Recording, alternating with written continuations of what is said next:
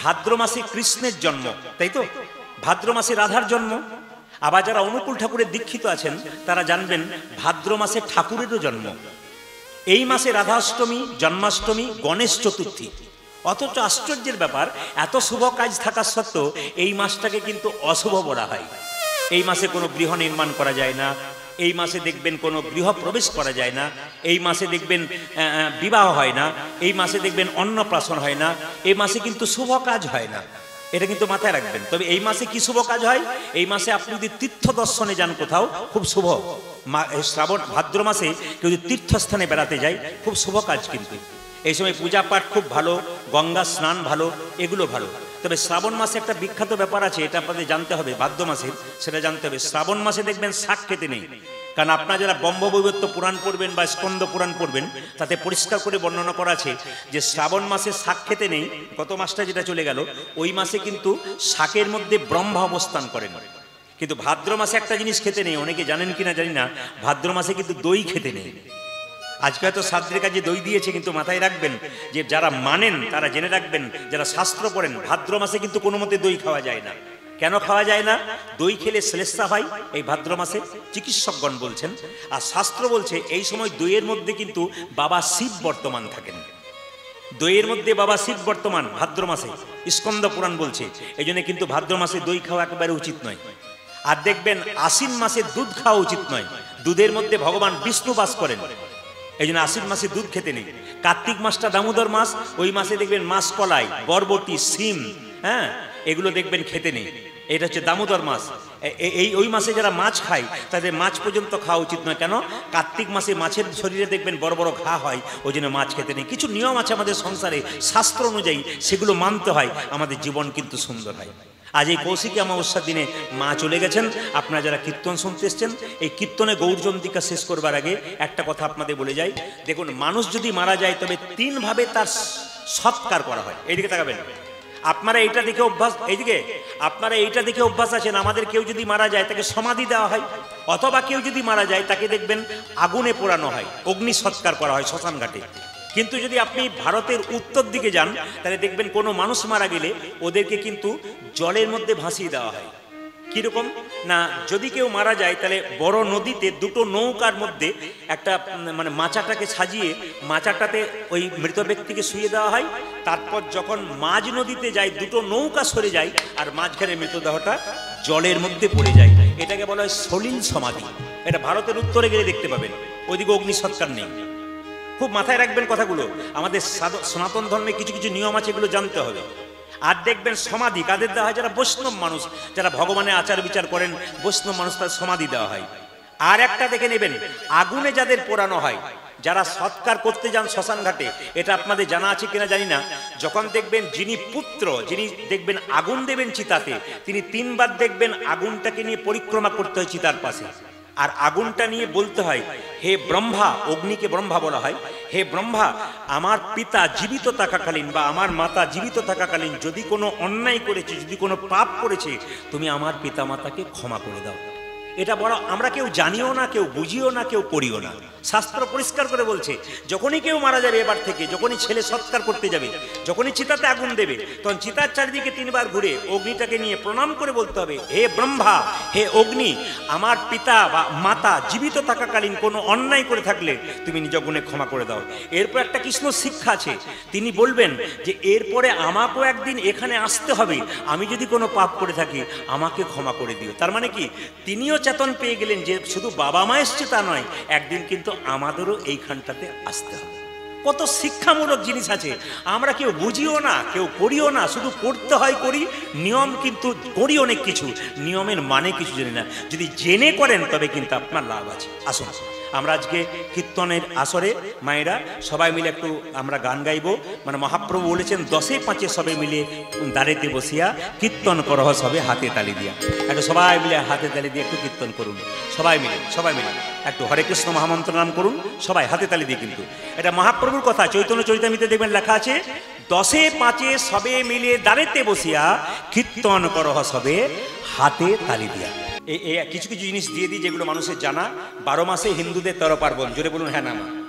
আচ্ছা, এই মাসে একটা একাদশী পড়েছে, ওই একাদশীটার নাম হচ্ছে অজা একাদশী। এই একাদশীটা আপনারা অবশ্যই পালন করবেন, এটা কিন্তু মাথায় রাখতে হবে। একাদশীটা অবশ্যই পালন করবেন। 18ই ভাদ্র পড়ছে কিন্তু এই মাসের একাদশী পালন করলে কিন্তু আপনার মাথায় রাখবেন, এই মাসের একাদশী পালনটা করলে আপনার ভগবান বিষ্ণুর কৃপা পাবেন। গণেশের পুজো হয় কেন প্রথম না, গণেশের যখন মাথাটা কেটে গিয়েছিল, গণেশের শরীরে কার মাথা বসানো হয়েছিল জোরে বলুন মায়েরা? হাতির মাথা বসানো হয়েছিল। এখন মা দুর্গা মনে মনে ভাবছে আমার ছেলের মাথায় হাতি মাথা বসানো হলো, তাহলে আমার ছেলেকে তো কেউ সম্মান করবে না, মায়ের তো একটু চিন্তা থাকবে। মা তখন খুব কাঁদছে, দেবতারা বললো মা কোনো চিন্তা নেই, ব্যবস্থা করে দিচ্ছি। বলে কেন? সব দেবতার আগে তোমার গণেশকে পুজো করা হবে। একটু গণেশের সম্পর্কে যারা কীর্তন শুনতে এসছেন, গণেশের সম্পর্কে শাস্ত্রের কয়েকটা কথা বলবো, প্রথম শুনে রাখবেন। সংস্কৃত ভাষায় বলবো, ছোট ছোট করে আপনারা মনে নিয়েবেন। গণেশ হচ্ছে খর্বং। খর্বং মানে কি মায়েরা? খর্বং মানে কি? মানে গণেশ বেটে। গণেশ কিন্তু খুব লম্বা নয়, বার করে শুনবেন, গণেশ কিন্তু খুব লম্বা নয়। খর্বং মানে বেটে। এইবার বলছে যে গণেশ যেমন বেটে, বলছে লম্বদরম সুন্দরম। লম্বদরম সুন্দরম। লম্বদর কাকে বলে? এই যে লম্বদর, যদি আপনার মনে হয় যে কাউকে গালি দেবো, লম্বদর বলে দিতে পারে। কি করে বলুন তো? লম্বদর হচ্ছে যার বড় ভুঁড়ি থাকে তাকে লম্বদর বলা হয়। এবার আপনার সঙ্গে ঝগড়া হয়েছে, সে ভাষা বোঝে না, আপনি বলে দিতে পারেন যে এই লম্বদর যাচ্ছে। কিন্তু লম্বদর মানে যে ভুঁড়িয়াওয়ালা লোক। কিন্তু দেখুন সবাইকে ভুঁড়িতে মানায় না, কিন্তু এইদিকে কীর্তন শুনতে এসছেন, সবাইকে ভুঁড়িতে মানায় না। দেখবেন যার এখানে মাংস নাই, ওখানে মাংস নাই, ইয়া বড় একটা ঝুড়ির মতো ভুঁড়ি নিয়ে বসে আছে, তাকে দেখে লোকে হাসে। কিন্তু গণেশের এত সুঠাম দেহ যে ছোট্ট ভুঁড়িটাতে গণেশকে কিন্তু মানায়। এই জন্য বলছে লম্বদরম সুন্দরম, গণেশকে মানায়। দেখবেন যে কোনো পশু পাখি বা যে কোনো প্রাণীর যখন লালা বের হয়, ওই লালার মধ্যে একটা গন্ধ থাকে, দুর্গন্ধ থাকে। কিন্তু শাস্ত্র বলছে মধুপ, তার মানে কি? বলছে গণেশজির যে মাথাতে হাতি রয়েছে, হাতির লালার মধ্যে একটা সুগন্ধ থাকে, মধুর মতো মাদকতা থাকে। ফুলের মধ্যে যেমন ভ্রমর ঘুরে ঘুরে বেড়ায়, ঠিক সেরকম গণেশের যে মাথা হাতি, তার মধ্যে যেন ভ্রমর ঘুরে ঘুরে বেড়াচ্ছে। কেন? ওই মাদকতার জন্য, ওই লালাটার জন্য, লালাটার সুগন্ধ পাবার জন্য। কি সুন্দর ব্যাখ্যা করছে দেখুন। আবার দেখুন গণেশের কিন্তু দাঁত আছে। মায়েরা জলে বলুন হ্যাঁ না না। আপনার মা দুর্গা পূজা এখানে নিশ্চয় হয়, তো দেখবেন গণেশের দাঁত আছে, দুটো দাঁত দেখতে পান। কিন্তু পুরাণ বলছে গণেশের দুটো দাঁত নয়, গণেশের কিন্তু একটা দাঁত। এবং গণেশের দাঁতের মধ্যে একটু রক্তের চিহ্ন আছে। কেন? ওই দাঁত দিয়ে গণেশ দৈত্য দানবকে হত্যা করে দিয়েছে, এই জন্য তার দাঁতের মধ্যে একটু রক্ত থাকে। সেই রক্তটা শোভা বৃদ্ধি করবার জন্য আবার তার মধ্যে গণেশের যে মাথা, তার মধ্যে একটু সিঁদুরের আভাও দেওয়া হয়। দেখবেন গণেশের মূর্তি দেখবেন যারা তৈরি করে, দেখবেন সিঁদুরের মতো আভা দেয়। আবার কি বলছে যে শৈল সুতা সুত বন্দে শৈল, খুব কথাগুলো সহজ করে বোঝাবো। বন্দে শৈল সুতা সুত মানে বন্দনা করো। শৈল মানে কি? পাথর। কিন্তু শৈল মানে এখানে বলছে যে পর্বত। কি পর্বত মায়েরা? হিমালয় পর্বত। হিমালয় পর্বতে কন্যার নাম কি? হিমালয় কন্যার নাম কি? উমা মা দুর্গা। হিমালয় কন্যা নয় দুর্গা, তাহলে উমা। তাহলে বলছে শৈল সুতা মানে হিমালয়ের কন্যা, সুত তার পুত্র গণেশ, তাকে আমরা বন্দনা করি। এই জন্য গণেশজির পুজো অবশ্যই করবেন। কিন্তু মাথায় রাখবেন মায়েরা, খুব সুন্দর করে বলে রাখি, গণেশের মূর্তি যদি কিনে আনতে পারেন তো ভালো। গণেশ চতুর্থীতে আপনার সংসারের লাভ আছে। কিন্তু গণেশের মূর্তিটাকে আপনি স্নান করাবেন পঞ্চামৃত দিয়ে। কি কি একটু বলে দিই, মন দিয়ে শুনবেন। চিনি, মধু, দুধ, ঘি, দই কিংবা গোলাপ জল দিয়ে গণেশকে থালাতে করে স্নান করাবেন। স্নান করানোর পর একটা ছোট্ট চৌকির উপরে আলপনা দিয়ে তারপর লাল কাপড়ের উপরে গণেশজিকে বসাতে হয়। পূজা পদ্ধতি গণেশের যদি কেউ করেন, আমরা অনেক কিছু নিয়ে ঘাটাঘাটি করি, ওই জন্য বলতে পারছি, আমি খুব সংক্ষেপে বলে দিলাম। গণেশজিকে বসাবেন। বসানোর পর কি করবেন মায়েরা? গণেশের প্রিয় ফল ফুল হচ্ছে কিন্তু দেখবেন জবা ফুল। গণেশকে যদি জবা ফুলে মালা দিতে পারেন না, গণেশ খুব খুশি হয়ে যায়। আর গণেশের প্রিয় ফল হচ্ছে কলা এবং নারকেল। আর গণেশের প্রিয় খাবার হচ্ছে কিন্তু লাড্ডু আর মোদক। এটা গণেশকে দিলে গণেশ খুব খুশি হয়ে যায়। গণেশকে যখন বসাবেন বাড়িতে পুজো করার সময় উত্তর পূর্ব মুখে বসাবেন, মানে যেটাকে ঈশান কোণ বলা হয়। উত্তর পূর্ব মানে ঈশান কোণে বসা হয়। এই জন্য গণেশের পূজা আপনারা বাড়িতে বাড়িতে করুন। একটা ঘট পাতুন, গণেশজিকে আহ্বান করুন। আর ওং গাং গণেশায় নমঃ এই কথাটি আপনি 3 বার বলবেন। ওং গাং গণেশায় নমঃ। 108 বার বললে ভালো, অত সময় নেই, আপনারা 3 বার বলবেন। তবে গণেশের পুজোতে কিন্তু তুলসী পাতা কেউ দেবেন না মায়েরা। মাথায় রাখবেন, গণেশের পুজোতে তুলসী পাতা লাগে না। কেন বলুন তো? গণেশ সিদ্ধান্ত নিয়েছিল, একদিন ধ্যান করছিল, আমি জীবনে বিয়ে করব না, কিন্তু তুলসী দেবী ওই রাস্তা দিয়ে পেরোতে পেরোতে গণেশকে দেখে আকৃষ্ট হয়ে বলল, আমি তোমাকে বিবাহ করতে চাই। গণেশ বলল, আমি সিদ্ধান্ত নিয়েছি চিরকুমার থাকবো, আমি বিবাহ করবো না, তুমি আমাকে বিবাহ করতে চাও? অভিশাপ দিলাম, তোমার দৈত্য স্বামী হোক। ওই জন্য দেখবেন গণেশের অভিশাপে তুলসীর স্বামী দৈত্য শঙ্কচূড় হয়েছে। গণেশের অভিশাপে সে যখন থেকে অভিশাপ দিয়েছে তুলসীকে, তুলসীও সিদ্ধান্ত করেছে, তোমাকে অভিশাপ দিলাম, তুমি যে বিয়ে করবো না বলেছিলে, তোমার একের চাইতে অধিক বিয়ে হবে। এই জন্য গণেশের দুটো বউ, একটা ঋদ্ধি একটা সিদ্ধি। গণেশজির ডান দিকে দেখবেন সিদ্ধি বসে থাকে, আর বাঁ দিকে ঋদ্ধি বসে থাকে। আচ্ছা বলুন তো মায়েরা, আপনাদের এখানে নাই, এক জায়গায় আমি গান করতে গেছিলাম, তো স্বামী বসে আছে, দুজন স্ত্রী, দুজন বিয়ে করেছে, তো ডান দিকে একজন বাঁ দিকে একজন। স্বামী এরকম করে বসে আছে সোজা, তখন ডান দিকে যে বসে আছে, এই দিকে তাকাও, আবার বাঁ দিকে জন বলছে, ওই দিকে কি দেখছো, এই দিকে তাকাও। এখন দেখুন, গণেশ যখন সিদ্ধির দিকে তাকায় তখন গণেশের সুরটা ডান দিকে চলে যায়, আর গণেশ যখন ঋদ্ধির দিকে তাকায় তখন গণেশের সুরটা বাঁ দিকে যায়। ওই জন্য গণেশের দেখবেন দুরকম সুর দেখতে পাবেন, কোথাও কোথাও ডান দিকে, কোথাও কোথাও বাঁ দিকে। আপনার প্রশ্ন করবেন কোন দিকে সুরটা বাড়িতে রাখবো, দেখুন এবার কোনটা রাখবেন আপনাদের বিচার। বলছে গণেশ সিদ্ধিদাতা গণেশ যিনি, ডান দিকে সুর সিদ্ধিদাতা গণেশ। আর ঋদ্ধি মানে সমৃদ্ধি বাড়ায়, ঘরের সমৃদ্ধি, সংসারের সমৃদ্ধি বাড়ায় যদি বাঁ দিকে সুর থাকে। আপনার বিচার করুন, আপনার বাঁ দিকে রাখবেন না ডান দিকে রাখবেন, সেটা আপনাদের বিচারের মধ্যে আমি রেখে দিলাম। বলুন, গণেশ দেব কি? গণেশ দেবতা কি? গণেশ দেবতা কি? ঘর হতে বাহিরিয়াতে ওচালো ঠেকিল মাথে, হাঁচি জেঠি না মানিলাম বাঁধা। মায়েরা, প্রাচীন লোকের কথা, ঘর থেকে বেরোনোর সময় কেউ যদি জোরে হেঁচে দেয়, আপনার কি বলেন? একটু বসে নে, জল খা, তারপর যাবি। ঘরের চালটা যদি থেকে, আপনার কি করেন?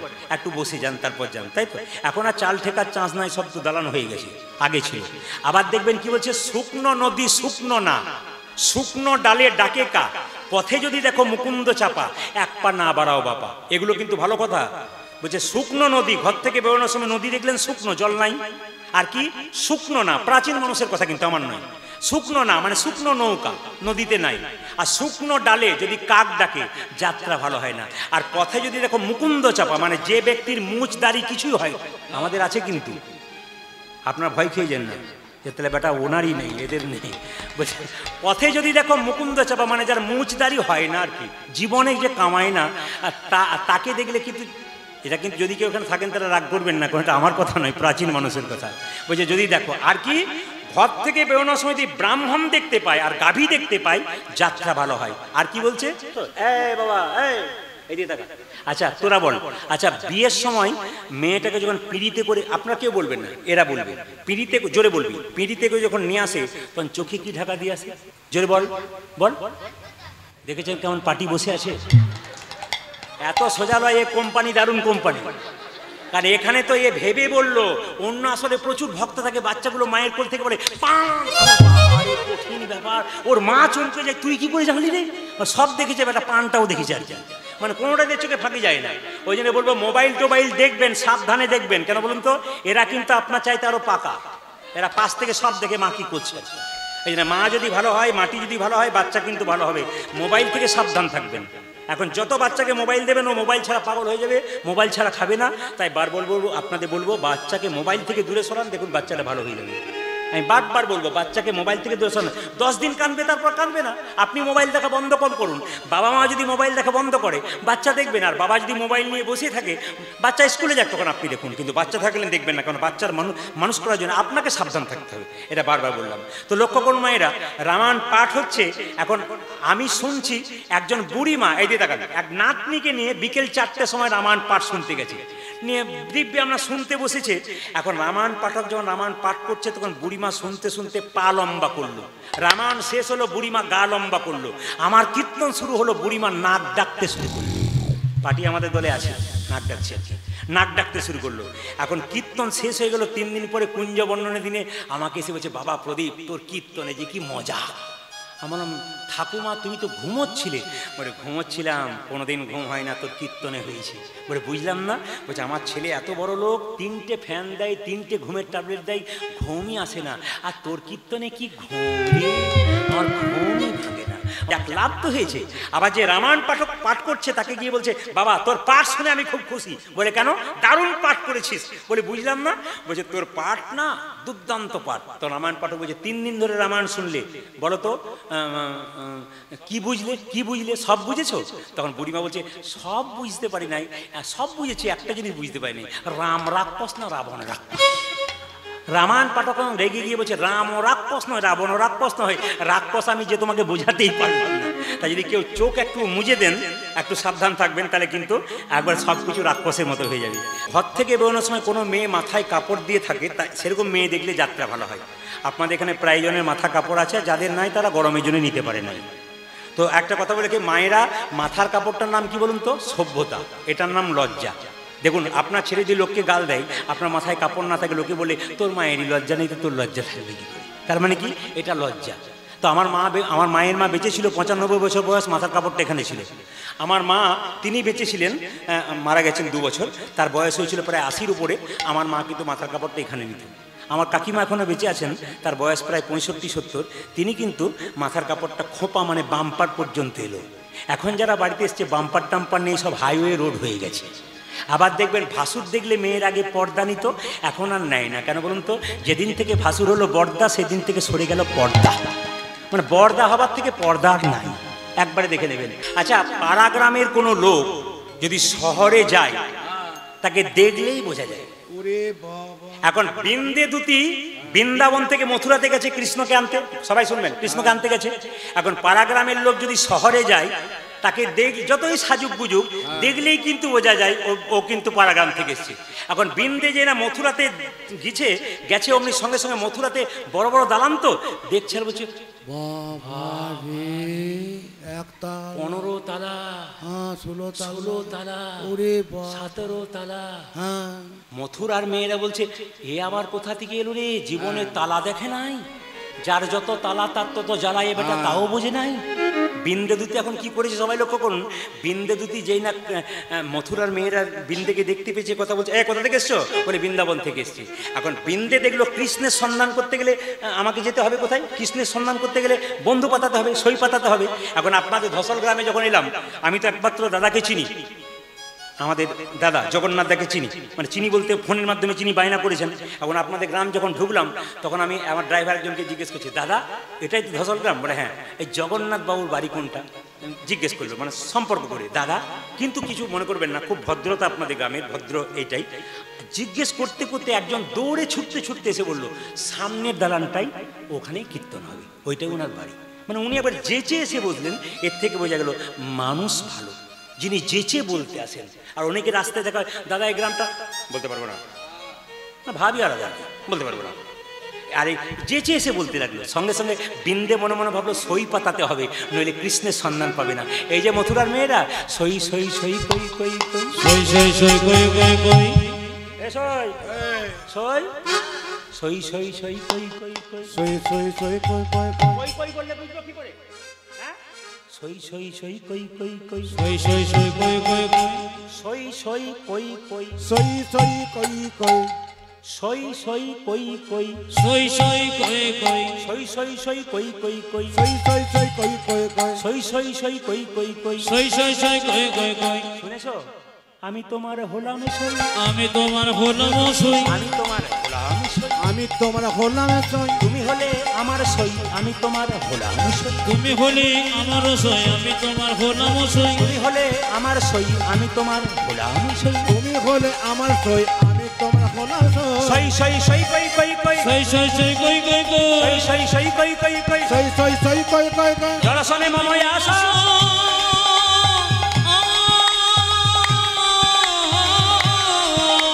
সই সই সই কই কই কই, দর্শনে আসা,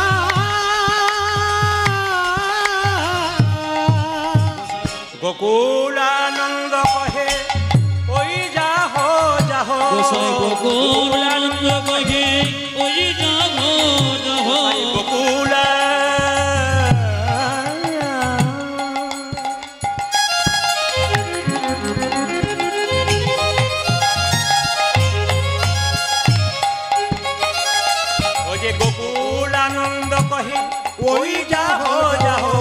ওই যে আশা, ওই যে উচ্চ আশা। গোসাই গোকুল আনন্দ গগে ওই যাব যাব, ওই যে উচ্চ আশা, ওই যে উচ্চ আশা।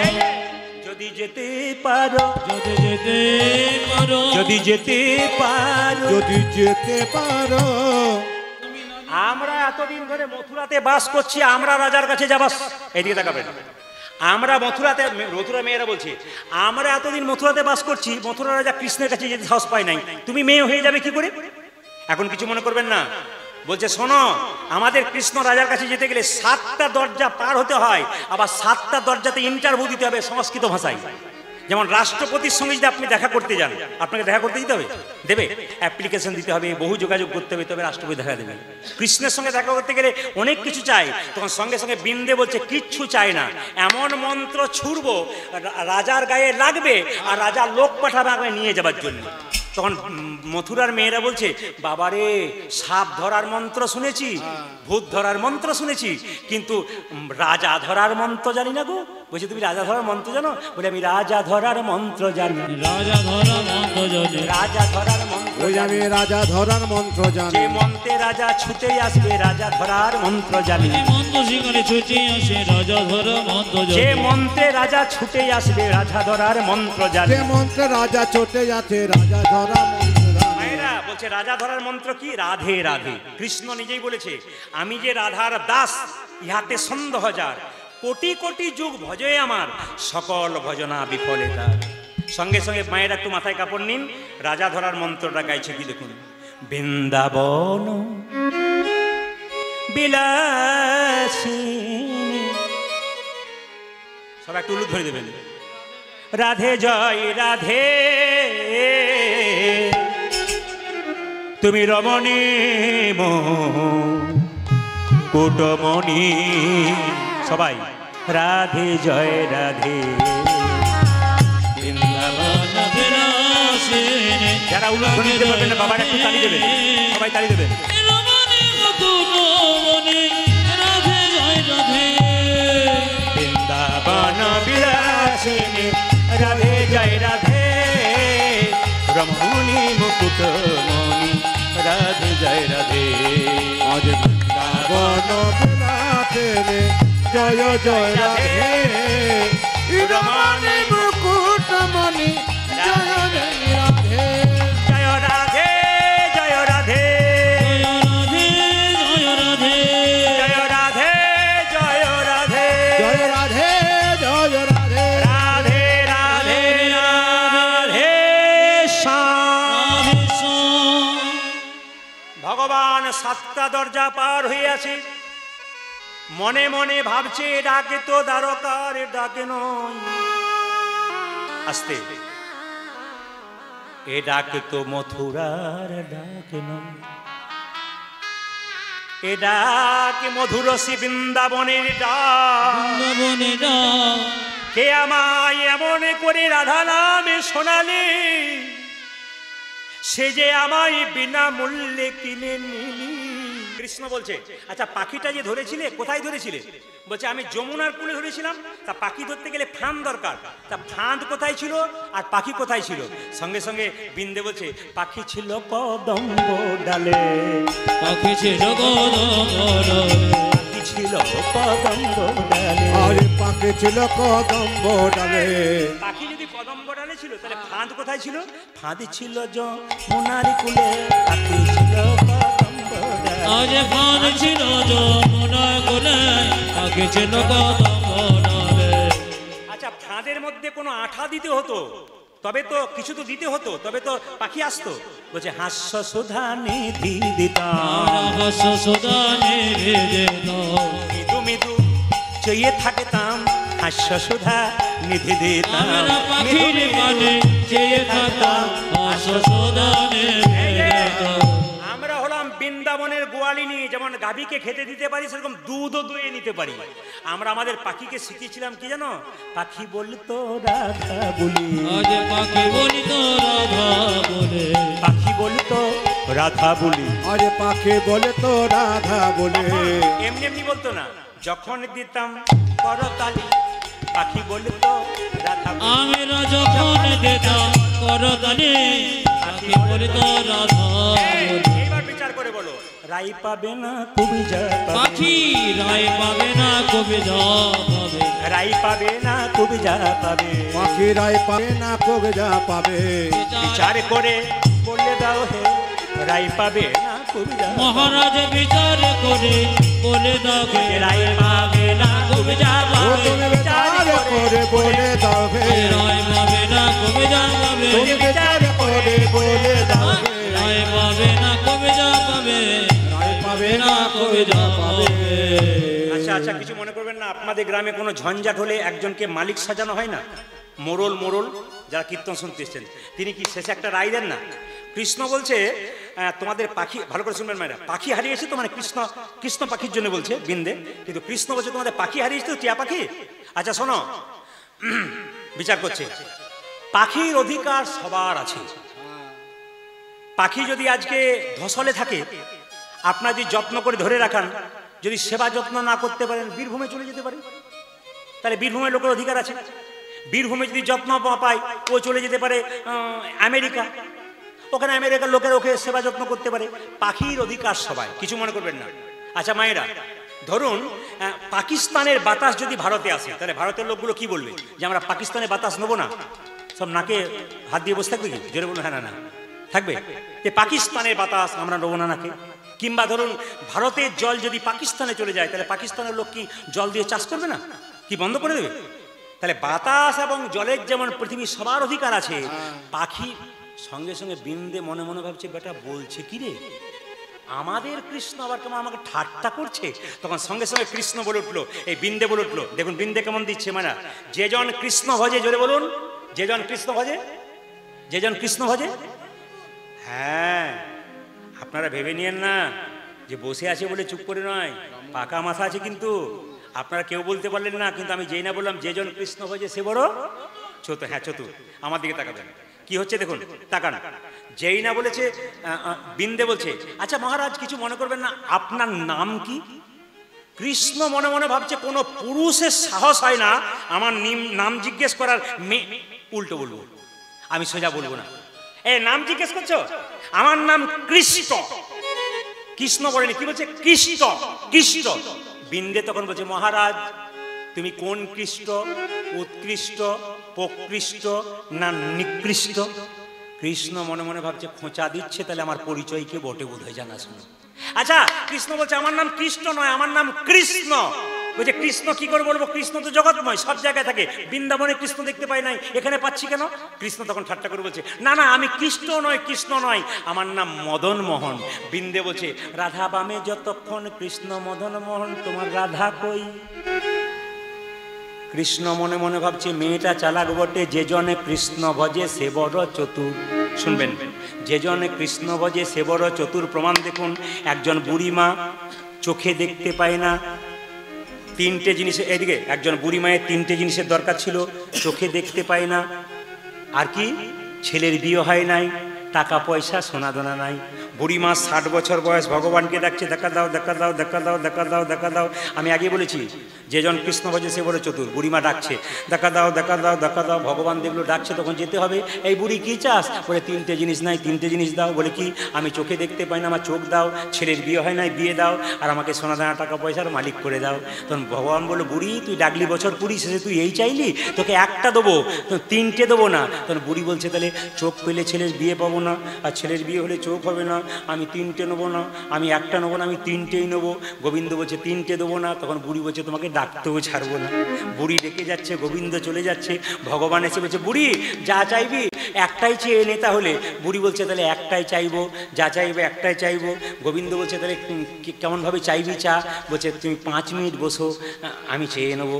সঙ্গে সঙ্গে ভগবান বলল, আমি 5 মিনিট মানে 50 মিনিট বসতে পারি। বুড়ি মাথা চুলকোতে চুলকোতে বলছে, তুমি যদি যাও ডালে ডালে, আমি যাই পাতায় পাতায়, আমার চোখও চাই, ছেলের বিয়েও চাই, সোনাদানাও চাই, আমি একটাতেই চেয়ে নেবো সব কিছু। ভাবতে, হ্যাঁ প্রভু পেয়ে গেছি, আমাকে একটা বড়ি দাও, আমি যেন সোনার খাটে বসে নাতি নাতনিদের খেলা করতে দেখতে পাই। কিছু বুঝলেন? সোনার খাট মানে কত টাকার মালিক, আর নাতি নাতনি মানে বিয়ে হলো আবার সুদ সময় পেয়ে গেল। এ তোমাকে চেনা চেনা লাগছে, চিনতে পারবে কি করে? ভিখারিনীর বেশে থাকি চিনবে কি হে আকাশে। আজ ভিখারিনী বেশে থাকি চিনবে কি গে আকাশে। ভিখারিনীর বেশে থাকি চিনবে কি হে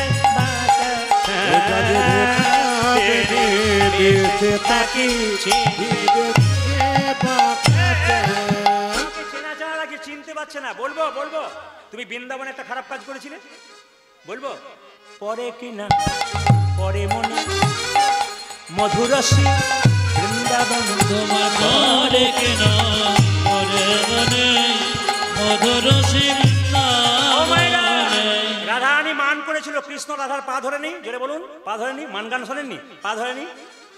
পরে কি না পরে মনে মধুরসী আজ পরে কি না পরে মনে মধুরসী ধরে রাধার শ্রীচরণে ভাগাইয়ে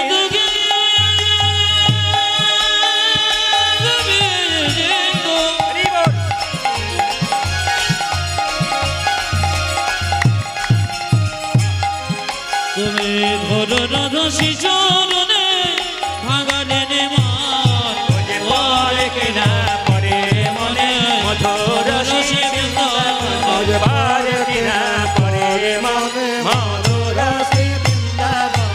মায়েরা এবার তোমায় চিনেছি, এবার তোমায় চিনেছি, এবার তোমায় চিনেছি, এবার তোমায় চিনেছি, এবার তোমায় চিনেছি হে, এবার তোমায় চিনেছি, এবার তোমায় চিনেছি হে, এবার তোমায় চিনেছি।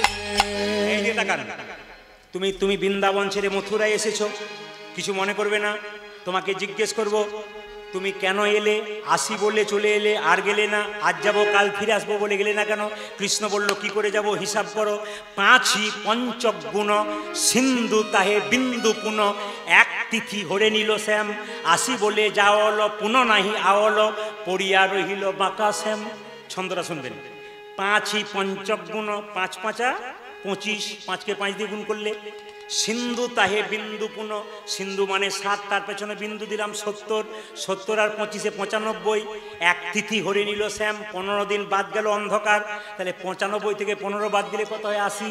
আমরা একা যাই আর একাই আসি, একা যায় আর একাই আসি, একা যাই আর একাই আসি, আমরা একা যার একাই আছি, কেউ তো সঙ্গে যাবে না ভাই, একা যাই আর একাই আসি, আমার কেউ তো সঙ্গে যাবে না ভাই, একা যাই আর একাই আসি, কেউ তো সঙ্গে যাবে না, একা যায় আর একাই আসি, কেউ তো সঙ্গে যাবে আমরা না। একা যায় আর একাই আসি।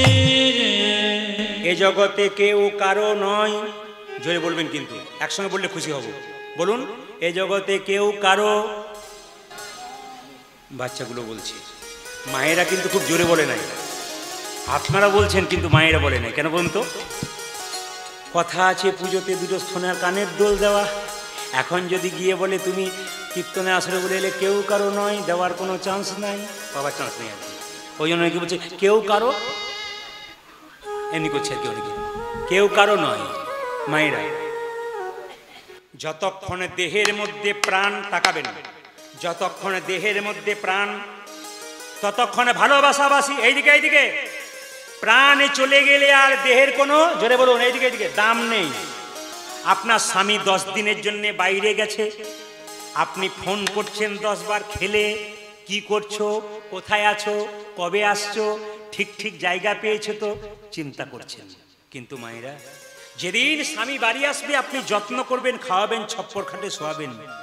যেদিন স্বামীর দেহ থেকে প্রাণে বেরিয়ে যাবে সেদিন কি করবেন? গ্রামের লোককে ডেকে বলবেন মরাটা বাস মরা হয়ে যাবে,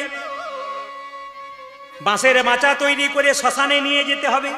মায়েরা, দেহের মধ্যে যতক্ষণে প্রাণ ততক্ষণে ভালোবাসাবাসি।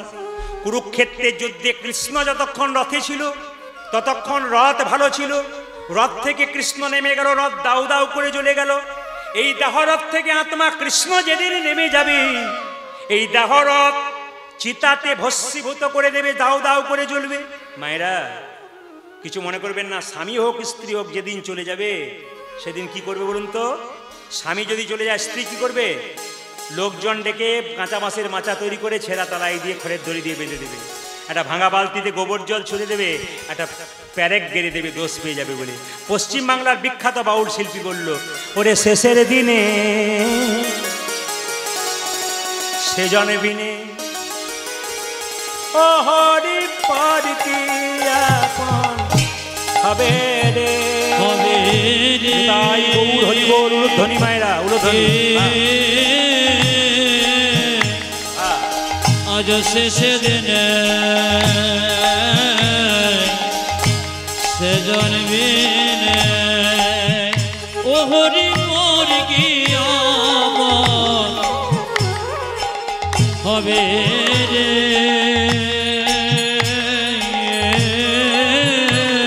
আরে শেষে দিনে সেজন বিনে কেউ বা কাটে ঝাড়ের বান, কেউ বা পাকাই দড়ি, আমার কেউ কাটে ঘরের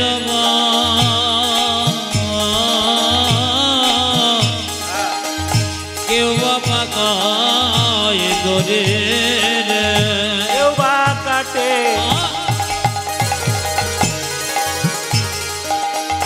ঝাড়ের বান,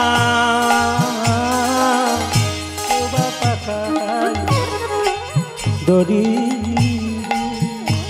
আজ কে বা কাটে ঝাড়ে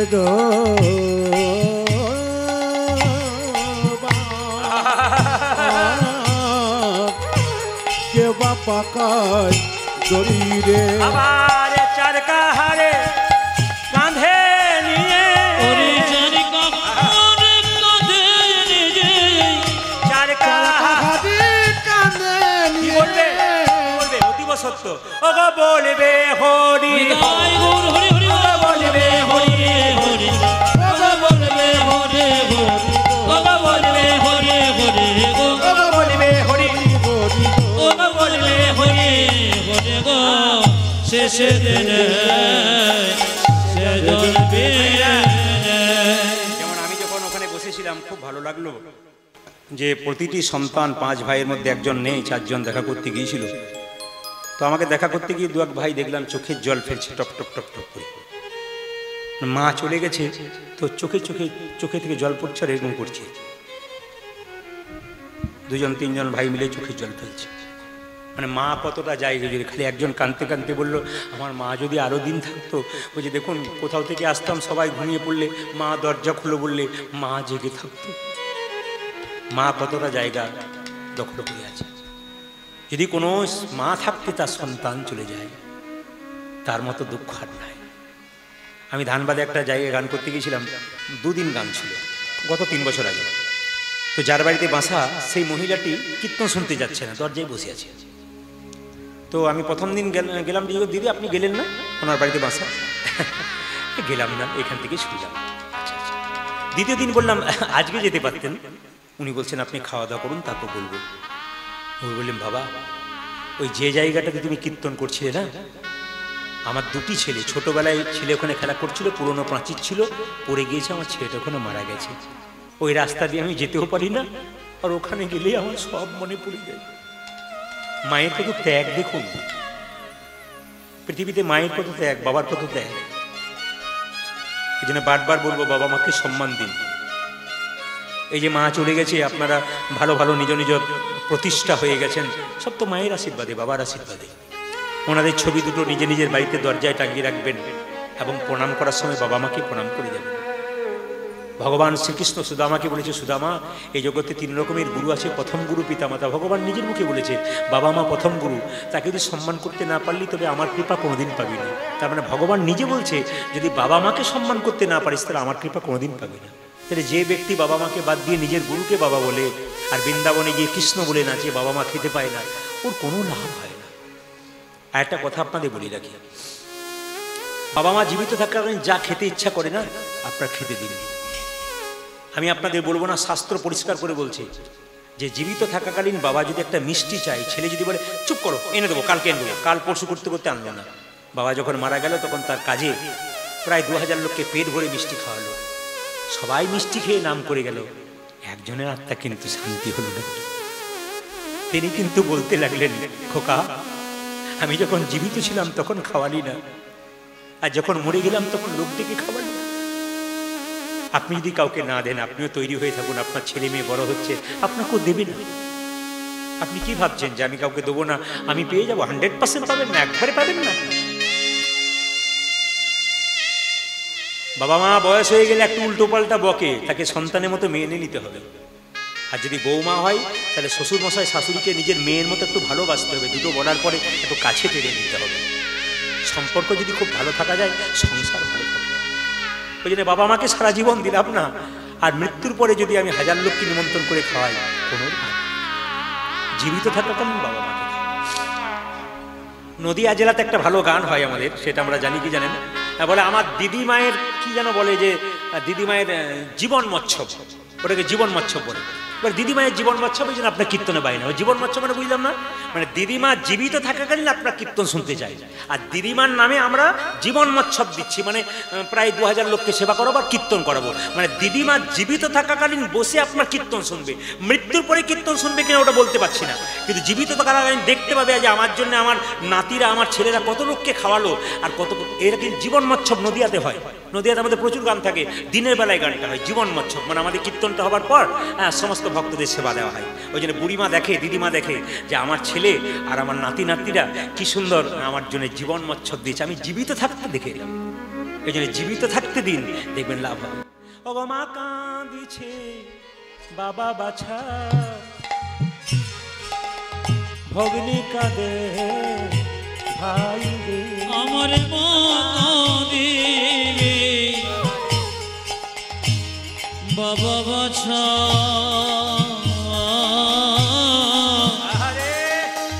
ভগ্নী কাঁদে ভাই রে, মা কাঁদিছে বাবা বাছা,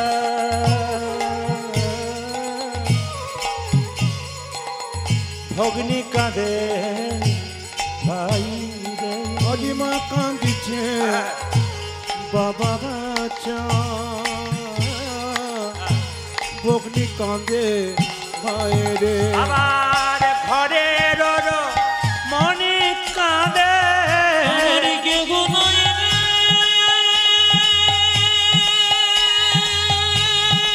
আমার বলতে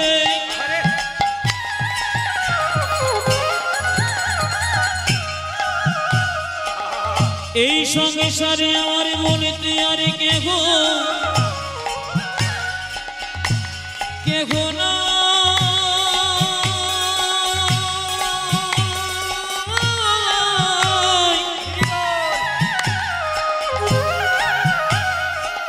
আমার বলতে আর কেহ না,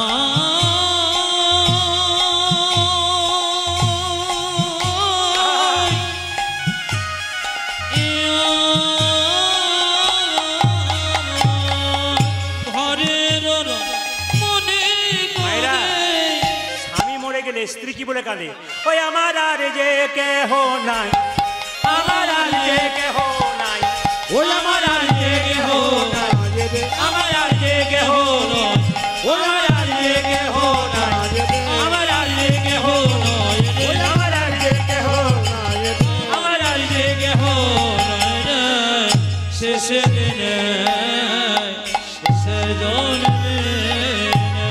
সবাই মিলে একবার মাথায় কাপড়টা নিন। এবার কিন্তু বৃন্দাবনের কথা কৃষ্ণের কাছে বলছি। বলো বলো বৃন্দে বৃন্দাবনের কে কেমন আছে, শুনবেন। খুব ভালো পরিবেশ আপনাদের, খুব ভালো ভক্ত আপনারা, খুব মন দিয়ে শুনবেন।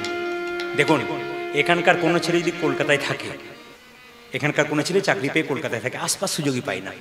আর যদি কোনো কারণে এখানকার একজন লোক কলকাতা যায় তার কাছে, সে কি বলবে, আমাদের পাড়ার জেঠিমা কেমন আছে রে, আমাদের মা এখন, সব তো ফোনের মাধ্যমে কথা হয়, মায়ের শরীরটা ঠিক আছে তো, আগেকার যুগের কথা বলছি, একটু খবর পেলে কি বলতো, তখন তার ফোনের বাবা ছিল না, মা ভালো আছে তো, মায়ের শরীরটা ভালো আছে, আরে আমাদের ওই খুড়ো বেঁচে আছে, পাশের গ্রামের খুড়ো বেঁচে আছে, সেই অনেক বয়স হয়ে গেছিল, একটা আনন্দ হয়।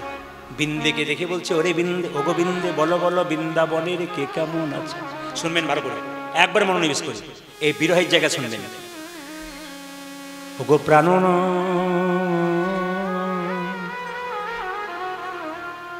বৃন্দাবনের কথা তোমায় কেমন করি বলি। মাথুর গানেই, মাথুর গান হচ্ছে এই ভাবের জিনিস, ভক্তির জিনিস, খুব প্রেমের জিনিস। আবার 24 পরে যখন আমরা দুপালা গান গাই তখন দেখবেন এই গানটা চেঞ্জ হয়ে গেছে। কেন বলুন তো? এই গান নেই, সম্পূর্ণ গান আলাদা হয়ে গেছে। কেন বলুন তো? এটা হচ্ছে বিরহের জায়গা, তো একটু অনুভব করবেন। কেঁদে কেঁদে বলে, বৃন্দাবনে যেদিন থেকে তুমি মথুরায় এসেছো, গাভীরা তাদের বৎসকে আর দুগ্ধ দেয় না, গাভীরা ঘাসে কোনোদিন মুখ দেয় না। বৃন্দাবনের গাভীগুলো কৃষ্ণ চিনতে পারলো, আমরা চিনতে পারলাম না। বলছে যদি কোনো বৎস তার মায়ের দুগ্ধ পান করতে যায়, গাভী তাকে পা দিয়া ছাড় দেয়, আরে বলে হতভাগা তুই আমার স্তন দুগ্ধ এঁটো করে দিয়েছিস বলে অভিমান করে আমার প্রাণনাথে চলে গেছে। মাঝে আর প্রথম আর শেষ, প্রথমটাতে বিরহ রেখেছিলাম, মাঝখানটাতে সব কিছু হলো, শেষ জায়গাটা রেখে সবাই অনুভব করবেন, কিন্তু কিছু মনে করবেন না। আমি দাদাকে বলেছিলাম 11টা পর্যন্ত গাইবে, আমাদের গাইতে গাইতে গাইতে উনি বলতেন যে গাইতে গাইতে অনেক সময় চলে যায়, বোঝাই যায় না। এটা নিয়ম, গান বাইনা যারা করে কখন যে চলে যায় ভক্তের আনন্দ পেলে। সবাই লক্ষ্য করুন কি সুন্দর বলছে। গাভীরা বলছে যখন গোবিন্দ ফিরে আসবে সেই দিন দুগ্ধ দেবো, তার আগে দেবো না। আমার সুবল সখা কেমন আছে? বিন্দে বলছে তোমার সুবল সখার দশা দেখলে তোমার চোখে জল আসবে। তোমার সুবল তোমার ছবিটা এঁকেছে, কিন্তু চরণ দুটো আঁকে নাই। যদি চরণ পেয়ে আবার তুমি কোথাও চলে যাও, তোমার সুবল সখা ছবিটা এঁকেছে আর কি করছে জানো? তোমার সুবল সখা, কত প্রেমের জায়গা। তোমার সুবল সখা পটেতে আঁকা সদাই মূরতি, তোমার সুবল সখা পটেতে আঁকা সদাই মূরতি ঘেরে। তোমার সুবল সখা পটেতে আঁকা সদাই মূরতি ঘেরে। ও তোমার সুবল সখা পটেতে আঁকা সদাই মূরতি এইদিকে রে। কিছু মনে করবেন না, এইদিকে তাকান।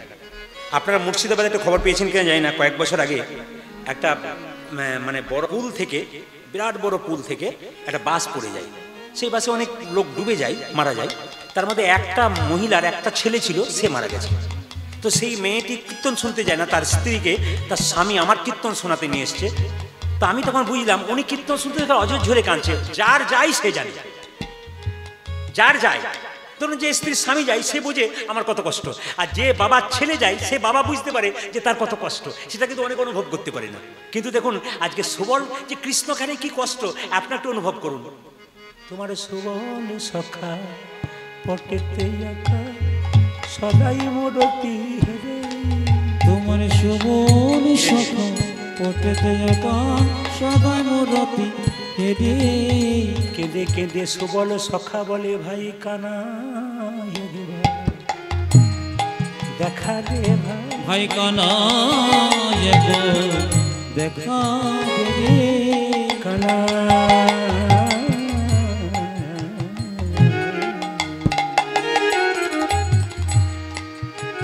কানা একবার দেখা দে ভাই।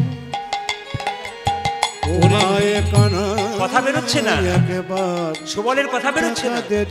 কৃষ্ণ বলছে বিন্দে বিন্দে বিন্দে, সুবলের কথা তো বললে, আমার বাবার কথা বললে না। তোমার নন্দ পিতা তুমি যেদিন থেকে বৃন্দাবনে ছেড়ে মথুরায় এসেছো তোমার পিতা নন্দ কি করেছে জানো? চিতা সাজিয়ে দাঁড়িয়ে আছে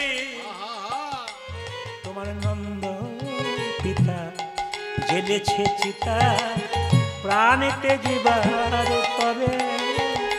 তোমার নন্দ পিতা জেলেছে চিতা প্রাণেতে জীবার তরে। নন্দ পিতা কেঁদে কেঁদে বলছে, মুখে আগুন না দিলে প্রাণ ত্যাগ করবো কি করে? আমায় মুখে দিয়ে যা গোপাল, ওই আমার মুখে আগুন দিয়ে যা গোপাল, আগুন দিয়ে যা গোপাল। আজ মুখে আগুন দিয়ে যা গোপাল।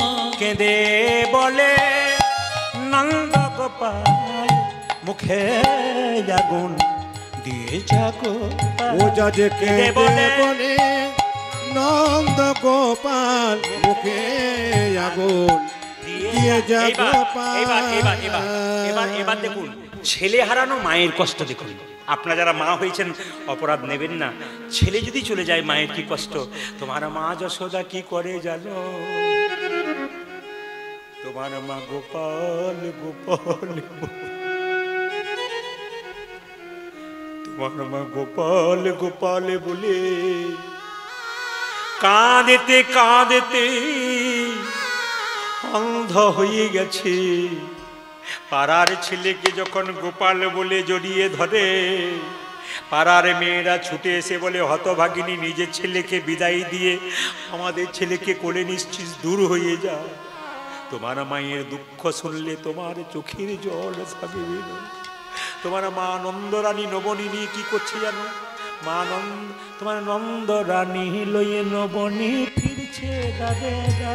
মা নন্দরানী লয়ে নবনী ফিরছে দাদে দাদে। নন্দরানী লয়ে নবনী ফিরছে দাদে দা।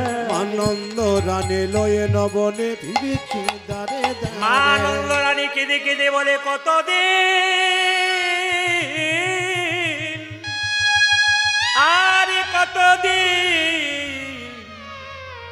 তুই আসবি গোপাল, আমার হাতে নবনী খাবি। কেঁদে কেঁদে বলছে, আই নবনী খেয়ে যা ওরে আই নবনী খেয়ে যা গোপাল। আই নবনী খেয়ে যা গোপাল। ও যা যে আই নবনী খেয়ে যা গোপাল। যুগল করে বাঁধিব না রে আই নবনী খেয়ে যা ওরে গোপাল। গোপাল যুগল করে বাঁধিব না রে, বলি আই নবনী খেয়ে যা রে।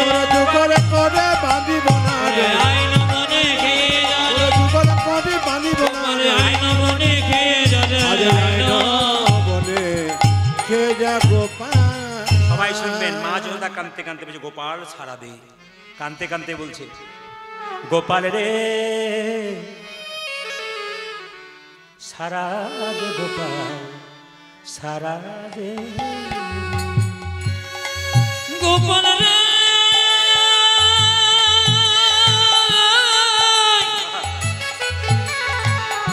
সারা দে গোপাল সারা দে। সারা দে গোপাল সারা দে। গোপাল সারা দে গোপাল সারা দে। আমায় সারা দে গোপাল সারা দে।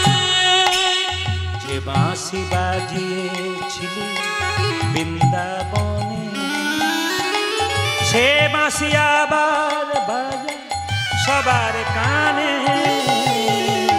যে বাঁশি বাজিয়েছিলি বৃন্দাবনে, সে বাঁশি আমার বাজা সবার গানে। যে বাঁশি বাজিয়েছিলি বৃন্দাবনে, সে বাঁশি আবার বাজা সবার কানে। বাঁশি বাজিয়েছিলে বৃন্দাবনে, সে বাঁশি আবার বাজা সবার কানে। সোনার ব্রজ আমার সোনার বজ্র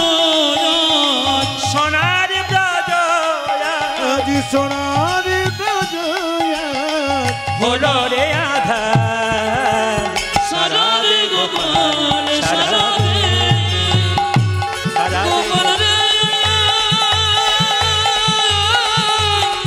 সারা রে গোপাল রে সারা রে গোপাল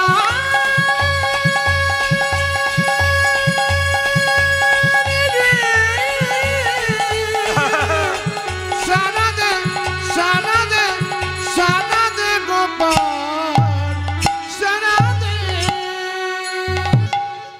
আমি সবাইকে বলবো যারা এতক্ষণ ধরে কীর্তন শুনলেন বা কীর্তন আসরে বসলেন, সবার কাছে মিনতি রইল, প্রত্যেকটি কম বয়সের ছেলে যারা এখানে বসে আছে, প্রত্যেকটি মায়েরা বোনেরা যারা বসে আছেন, তাদেরকে বলবো, দেখুন আপনারা বাড়িতে মা কালী পুজো করবেন, মা মনসা পুজো করবেন, মা দুর্গা পুজো করবেন, কৃষ্ণ পুজো করবেন, আপনার ব্যাপার।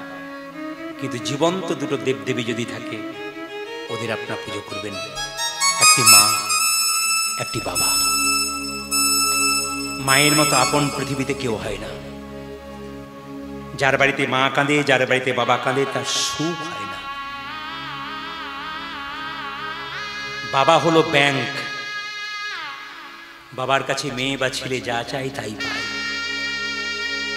যদি বাবা দিতেও না পারে, বাবার ভেতরটা যে কি হয় একমাত্র যে বাবা হয়েছে সে ছাড়া কেউ জানে না। কোনো মেয়ে যদি পুজোর সময় তার বাবাকে বলে, বাবা ওই মেয়েটা ওই পড়ছে, আমাকে এনে দাও, বাবার যদি সামর্থ্য থাকে আনবেই, যদি না আনতে পারে তো পেছনে দাঁড়িয়ে চোখের জল মুছে বলল, তোর হতভাগা বাবা যে তোর মনের ইচ্ছা পূর্ণ করতে পারল। প্রত্যেকটি ছেলে মেয়েকে বলবো, বাবার ক্ষমতা অনুযায়ী বাবার কাছে চাও। বাবার কাছে এমন কিছু চেয়ে বসো না যেন বাবার লাগামের বাইরে হয়ে গেলে বাবার মতো কষ্ট কেউ পাবে না। তুমি যত না কষ্ট পেয়েছো, তোমার বাবা তোমাকে না দিয়ে আরো বেশি কষ্ট পেয়েছে। আস্তে বাবা, মায়ের মতো আপন আর কেউ হয় না। আস্তে আস্তে মায়ের মতো আপন। একবার কথা বললেন না দাদা, আপনি যখনই আসছেন কথা বলছেন, কথা বলছেন। মায়ের মতো আপন আর কেউ হয় না। আস্তে সবাই শুনবেন। স্বামী যখন বাইরে যাচ্ছে, স্ত্রী কি বলছে, ফ্রিজটা দেখলাম কোনো শাকসবজি নেই, তুমি থলেটা নাও, শাকসবজি নাও। বাচ্চা মেয়েটা বললো, বাবা আমার জন্য আইসক্রিম এনো। বাচ্চা ছেলেটা বললো, ও বাপি, বলে কি, আমার জন্য লজেন্স এনো, চকলেট এনো। কিন্তু একজন দরজার সামনে দাঁড়িয়ে আছে, ছেলে বাইরে যাবে বলে। ছেলের বাইরে যাওয়া দেখে বলল, কি বললো জানেন, খোকা সাবধানে যাবি আর সময় মতো খাবার খাবি। পৃথিবীতে এত বড় কথা কেউ বলতে পারে?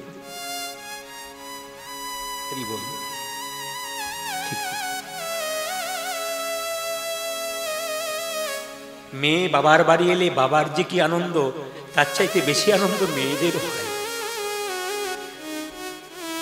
আমি আমার পাশের বাড়িতে দেখেছি, খুব গরিব মেয়েটা, গরিব ঘরে বিয়ে হয়েছে, তো বাবা ভিক্ষা করে করে বেড়ায় লোকের দরজায়। দুর্গা পূজার সময় দেখি দুধ হলে কি এনেছে, তো জিজ্ঞেস করি, কাকা বাবু কি এনেছেন? এই এর দরজা ওর দরজা গিয়ে আমার মেয়ের জন্য নিয়ে এলাম, পুজো তো কিছু নিয়ে চলে এলাম। মানে সারা বছর অপেক্ষা করছে মেয়ের বাড়ি পুজোতে যাব, একটু থলে ভরে কিছু নিয়ে যাব। এরই নাম বাবা। রাত্রিবেলায় কীর্তন শুনে বাড়ি যাবেন, সবাই ঘুমিয়ে পড়েছে, একজন দরজার সামনে দাঁড়িয়ে আছে, তিনি হলেন মা।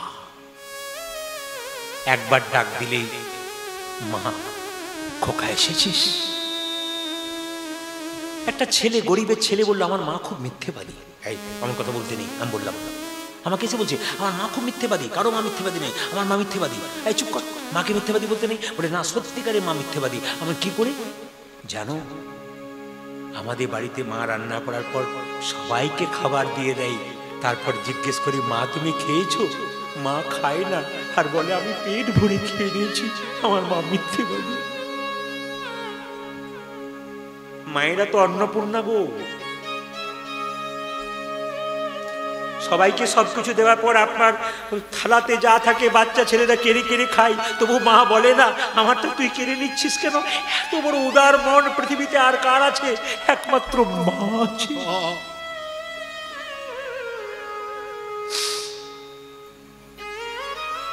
একজন খুব সুন্দর একটা কথা বলেছিলেন, খুব দামি কথা, আমার খুব মনে লেগেছিল, আপনাদের লাগবে। বলছে মানুষের ভাগ্য যদি মায়ের হাতে লেখা হতো তাহলে কোনো মানুষের পৃথিবীতে ভাগ্য খারাপ হতো না। মানুষের ভাগ্য লেখার দায়িত্ব যদি মায়ের হাতে থাকতো না, তাহলে পৃথিবীতে কোনো ছেলের বা মেয়ের ভাগ্য খারাপ হতো না, সব ছেলে মেয়ের ভাগ্য ভালো হতো। সবাই শুনবেন, বাচ্চা হতে যায় মা, ছটপট ছটপট করে বাচ্চাকে জন্ম দেওয়ার জন্য বাচ্চা রক্ত বান বন্যা বয়ে দেয়, মা বাচ্চাকে জন্ম দেয়, ইনি হচ্ছেন মা। বাচ্চা যখন ছোট থাকে তখন বাচ্চা মায়ের কোলে পায়খানা করে প্রস্রাব করে, সেই নিয়ে মা খাবার খায়। কি অদ্ভুত ব্যাপার! শীতের রাত্রিতে মা বাচ্চাকে কাঁথার উপর শুয়েছে, বাচ্চা পেচ্ছাপ করে দিয়েছে, আবার কাঁথা পাল্টেছে, আবার পেচ্ছাপ করে দিয়েছে, আবার কাঁথা পাল্টেছে, আবার পেচ্ছাপ করে দিয়েছে। শেষে মা যখন কিছু পায় নাই, তখন বুকের গরম দিয়ে মা বাচ্চাকে জড়িয়ে ধরেছে, এরই নাম হচ্ছে মা। পৃথিবীতে মায়ের তুলনা কোনোদিন হয় না, মাকে কেউ কাঁদিও না। বারবার বলবো, মাকে কেউ কাঁদিও না। যার মা কাঁদে তার সংসারে কোনোদিন সুখ হয় না। ওই জন্য আমি আগেই বললাম যে আপনাদের মা বাবা যাদের চলে গেছে তারা ছবিটাকে রাখবেন, প্রণাম করবেন। ঘর থেকে মহাপ্রভু যখন ঘর থেকে বেরোতেন সকালবেলায়, তখন মা সচিমাতাকে প্রণাম করে বেরোতেন, আবার আসতেন তখন সচিমাতাকে প্রণাম করে ঢুকতেন। জগতের মালিক ভগবান শিখিয়ে দিয়েছেন মাকে প্রণাম করতে শেখো, আমরা পারি না। সবচেয়ে দুঃখের ব্যাপার, মাকে আমরা ভাগ করে নিই। ও যদি দেয় তবে দেবো, আমি দেবো না। ভাগ করবেন না, তাহলে আপনার ছেলে মেয়ে আপনাকে ভাগ করবে। আপনার কাছে শিখে যাবে তো মায়ের সঙ্গে কেমন করে ব্যবহার করতে হয়। এক কলসি জল, এক কলসি দুধ 7টা কলসি পূর্ণ করতে পারে, কিন্তু 7টা কলসি একটা কলসি পূর্ণ করতে পারে না। একটা মায়ের স্তনদুগ্ধ দেখবেন আপনারা, বা 7টা বাচ্চা মানুষ হতে পারে, কিন্তু 7টা বাচ্চা তার রোজগারের টাকাতে একজন মাকে খাওয়াতে পারে না। আজকে সমাজে এটাই সবচাইতে অভাব। আমরা কীর্তন শুনলাম, আমরা আনন্দ করলাম, আমরা সব কিছু করলাম, কিন্তু আসল জায়গাতেই ফাঁক রেখে চলে গেলাম। আমরা জানতেই পারলাম না যে আসল দেবতা দুটো কে। মায়ের মতো আপন কেউ হয় না। তুমি যে মা সবে থেকে, মায়ের জন্য গাইলাম, সুমিত্রা দেবী মায়ের জন্য গাইলাম, ছেলেদের জন্য। তুমি যে মা সবে থেকে তুমি যে মা সবে থেকে যত, তুমি যে মা সবে থেকে মা তুমি যে মা সবে থেকে যাব, মা তুমি যে মা সবে থেকে যত, তুমি আকাশ তুমি বাতাস, আজ তুমি আকাশ তুমি বাতাস, তুমি আকাশ তুমি তুমি আকাশ তুমি বাতাস, তুমি যে ভুবন, তুমি যে মা সব থেকে আপন। মা তুমি যে মা সবে থেকে যত, তুমি যে মা সবে থেকে যাব। আমাকে জন্ম দিলে মা কত না দেখা, 10 মাস 10 দিন গর্ভে দিল মা। আমাকে জন্ম দিলে কত না দেখা, 10 মাস 10 দিন গর্ভে লোক।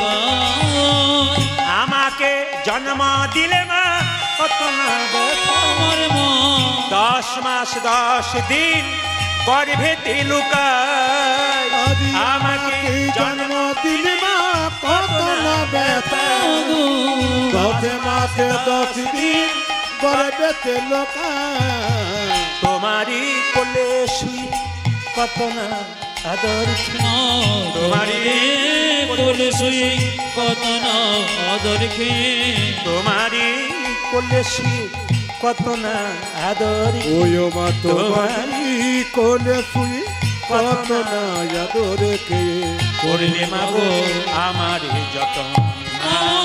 তুমি যে মা সব থেকে আপন, মা তুমি যে মা সব থেকে আপন।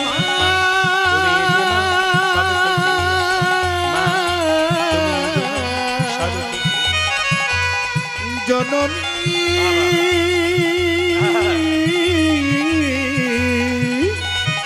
আমার মা জননী আমার মা। আর ধূপ দেবার দরকার নেই, এই শেষ জায়গাটা একটু স্মরণ করুন। আর ধূপ দেবার দরকার নেই। এবার এই জায়গাটি সবাই মিলে একটু আমার দিকে তাকান, সবাই স্মরণ করুন। এই যে আমি গানটা গাইব এখন, আস্তে সবাই সবাই ধীরে ধীরে, এই যে আমি গানটা গাইব সবাই শুনবেন মন দিয়ে। যারা কীর্তন শুনছেন, কীর্তন অনুরাগী যারা কীর্তন নিয়ে আছেন আপনারা সবাই শুনবেন। এই যে কীর্তনের এই পদটি আমি গাইব, এই গানটি কিন্তু সারদা মা শুনতে খুব ভালোবাসত। এটা সারদা মা, সবাই শুনবেন। এই যে পদটি এখন গাইব, এইদিকে এদিকে বাবা, সারদা মা গানটা, রামকৃষ্ণ ঠাকুরের স্ত্রী সারদা মা গানটা শুনতে খুব ভালোবাসত। কেন বলতো না, সারদা মা যখন কলকাতার বাগবাজারে একটা নতুন বাড়ি তার জন্য করে দেওয়া হয়েছিল, তখন বাগবাজারে ভক্তরা সারদা মাকে বলেছিল, মা তুমি কি চাও বলো।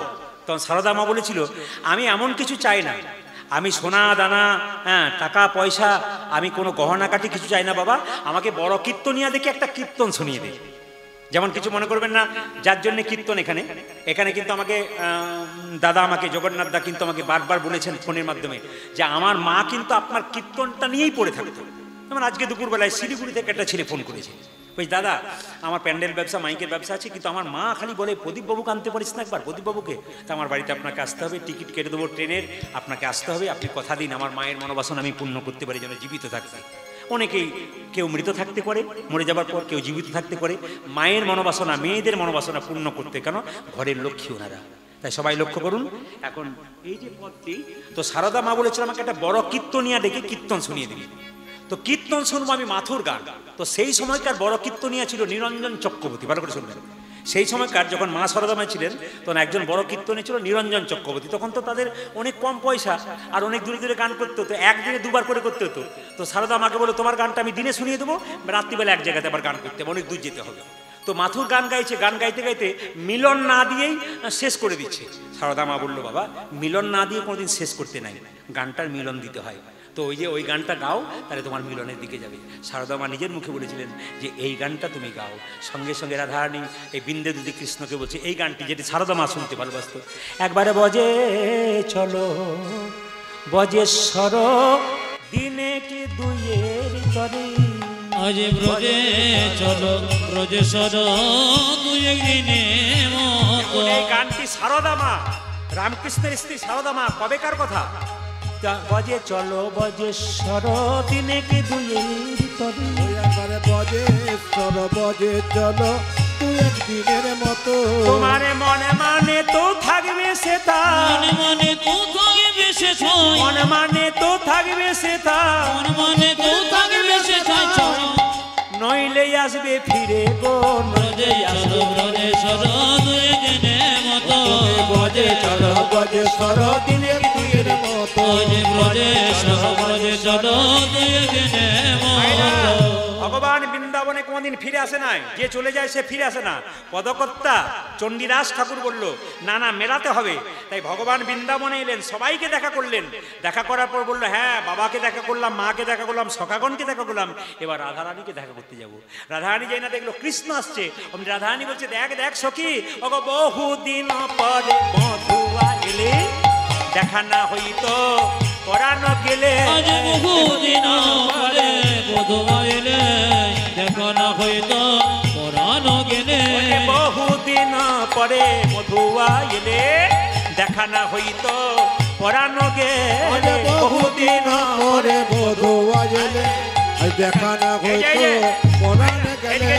রাধারানী বলছে, যদি আমি যদি মরে যেতাম বিষ খেয়ে, আমার দেখা হতো না, দেখা হতো না, দেখা হতো না, দেখা হতো না। প্রাণ গেলে আর দেখা হতো না, প্রাণ গেলে আমার দেখা হতো না, প্রাণ গেলে আর দেখা হতো না, প্রাণ গেলে আর দেখা হতো না।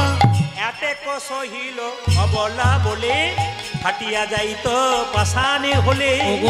এতে সহিল অবলা বলে, ফাটিয়া যাইতো পাশানে হলে। এতে সহিল অবলা বলে, ফাটিয়া যাইতো পাশানে হলে।